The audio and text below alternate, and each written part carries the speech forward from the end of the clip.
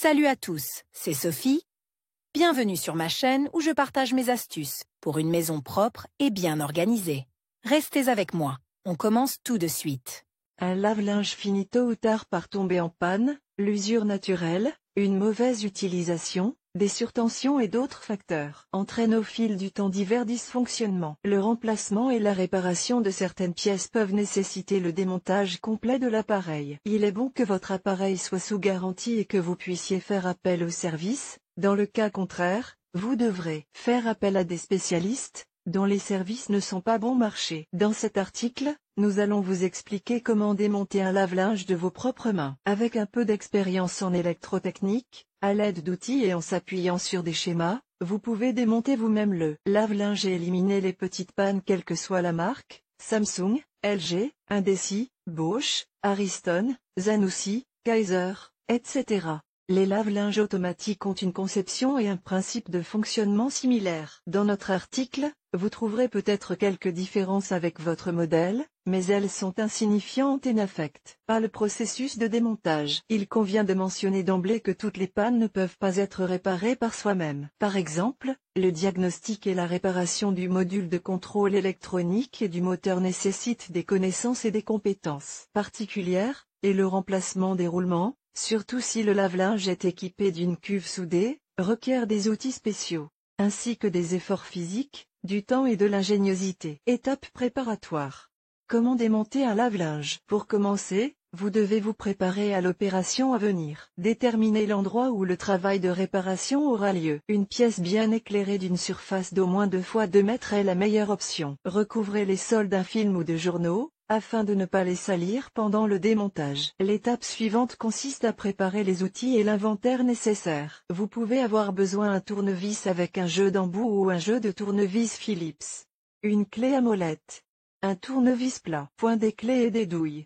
Diverses pinces. Pinces. Multimètre. Marteau. Marqueur de couleur. Graisse WD-40. Graisse WD-40. Chiffon. Si vous devez scier le réservoir, vous aurez également besoin d'une scie à métaux à dents fines, d'une perceuse, d'une longue mèche, de vis et de boulons au Totaro 2, d'un pistolet d'étanchéité. Un jeu complet d'outils permet de démonter le lave-linge rapidement et efficacement. Important, étant donné qu'après le démontage de l'appareil et le remplacement des pièces, la machine devra être remontée, il est recommandé d'enregistrer toutes les étapes du démontage à l'aide de photos et d'enregistrements vidéo, ou de noter la séquence des actions. Il est recommandé d'enregistrer toutes les étapes du démontage à l'aide d'une photo ou d'une vidéo, ou de noter la séquence des actions. Il reste à préparer la machine elle-même. Pour ce faire, il faut mettre l'appareil hors tension. Débrancher la machine du réseau d'alimentation en eau et d'évacuation des eaux usées. Dévisser le filtre de vidange et évacuer l'eau restante. Retirer le bac à détergent. Pour le démontage, il faut tenir compte du fait que l'opération peut durer plus d'1 heure, surtout s'il s'agit de démonter le réservoir. Schéma.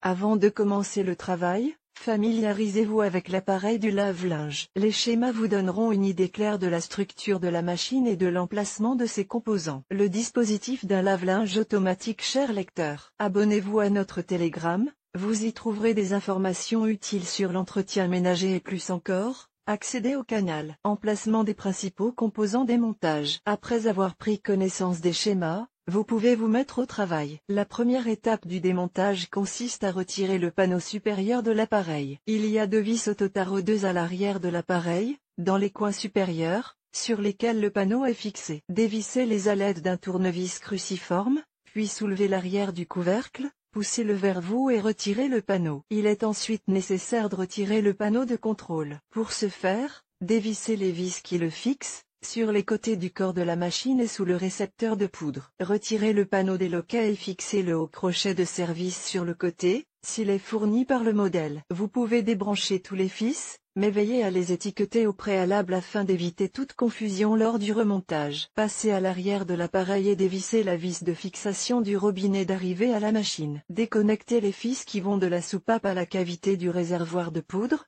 retirez la cavité et déconnectez-la du robinet. À ce stade, vous pouvez vérifier le fonctionnement de certaines pièces, par exemple en remplaçant ou en réparant la soupape d'admission et le capteur de niveau d'eau, presse-sta. Ils sont situés juste sous le couvercle supérieur, et si la cause de la panne réside dans ces éléments, il n'est pas nécessaire de démonter complètement la machine. La photo montre la soupape d'admission et les tuyaux qui la relient à l'évidement de la trémie de poudre. Inspectez la vanne et ses connexions, elles sont en caoutchouc et s'usent rapidement. Assurez-vous qu'il n'y a pas de blocage. La valve peut être vérifiée à l'aide d'un multimètre. Inspectez le pressostat, ses contacts et le tube menant au capteur pour vérifier qu'ils ne sont pas endommagés. Nettoyez les contacts et éliminez toute obstruction dans le tube. Le capteur peut être vérifié à l'aide d'un multimètre pour retirer le pressostat, dévisser les boulons de fixation, débranchez le tuyau et les contacts du capteur. Le tuyau est fixé à l'aide d'un collier de serrage. Lors du démontage du lave-linge, inspectez soigneusement chaque pièce pour vérifier qu'elle n'est pas usée. Vérifiez la fiabilité des fixations et l'état des embouts. Vous pouvez maintenant retirer le panneau inférieur. Il est fixé par 2 vis ou loquet, selon le modèle. Passons maintenant à la partie avant. La question suivante peut se poser, comment retirer le panneau avant? Tout d'abord, il faut retirer la collerette de la trappe.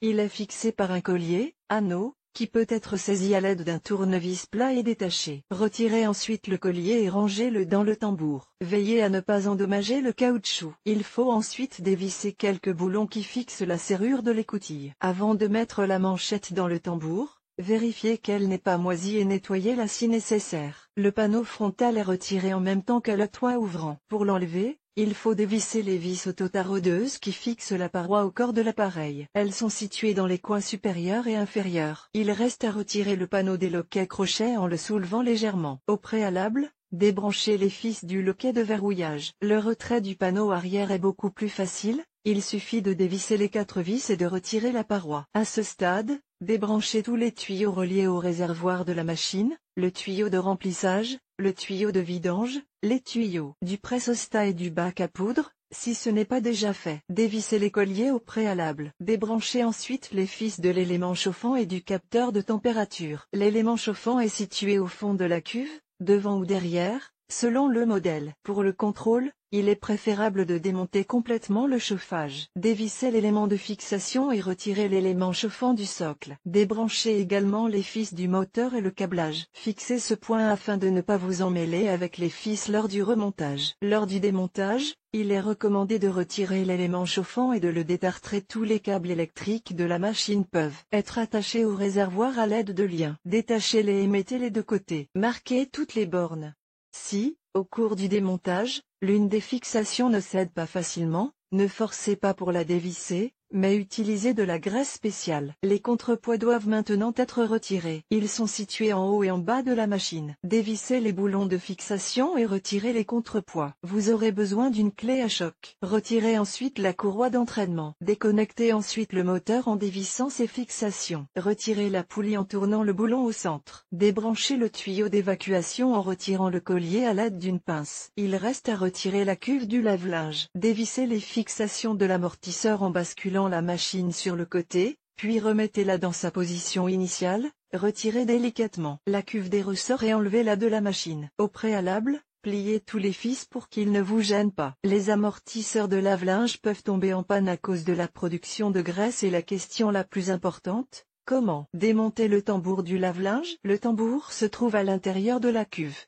Si la cuve est pliable, la tâche n'est pas difficile. Les 2 moitiés de la cuve sont maintenues ensemble par des boulons d'attache et des loquets. Une fois ceux-ci défaits, vous pouvez accéder au tambour, dont l'arbre est muni d'un roulement. Dévissez les boulons qui maintiennent le tambour, détachez les attaches et retirez la paroi du réservoir. Pour démonter le roulement, vous pouvez utiliser un extracteur spécial ou frapper délicatement le roulement à l'aide d'un marteau. Lors du remplacement du roulement, vérifiez que le siège du roulement n'est pas endommagé. Le démontage du tambour d'un lave-linge dont la cuve est soudée est plus compliqué. Vous devrez découper la cuve à l'aide d'une scie à métaux le long de la couture, remplacer l'ensemble des roulements, puis sceller les joints et boulonner la cuve. Vous pouvez observer ce processus dans la vidéo ci-dessous. Après avoir remplacé les pièces nécessaires, remontez l'unité dans l'ordre inverse du démontage. C'est à ce stade que les photos et les notes prises pendant le démontage seront utiles. En conclusion, quelques mots sur le démontage d'un lave-linge vertical. Vous devez d'abord dévisser le panneau de commande,